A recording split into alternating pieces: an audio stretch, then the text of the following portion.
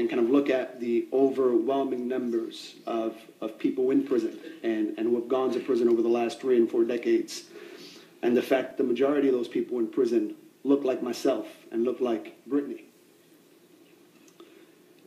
it makes me think about kind of the role of law enforcement. And there are folks, and I think we heard it on the last panel, this notion or this idea that law enforcement needs to serve as a function, or does serve as a function, to maintain racialized social control.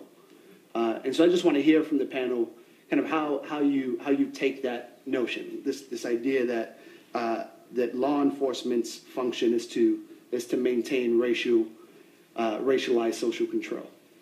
Well, I'll start on that, and that is the furthest thing from the truth. So the fact is, when you're a cop and you get the call, you don't get to pick who the victim is. You don't get to pick who the suspect is.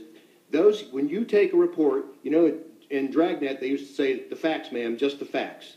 That's how cops operate. Are the numbers disproportional? Yes. Is the victimization disproportional? Yes, it is. Those are facts. The cops didn't create those. That's why I said to you in my testimony, I really encourage you to dig into the real facts and the risk and get those facts and come up with a plan. Because we don't pick and choose our cases. They come to us. And to think that there's any kind of institutional anything for putting people in prison is absolutely false. And the disproportionality, I agree with. It needs to be examined. But the disproportional victimization in this country is embarrassing as a nation.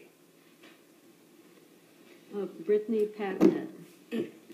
Thank you all for your testimony, and in particular,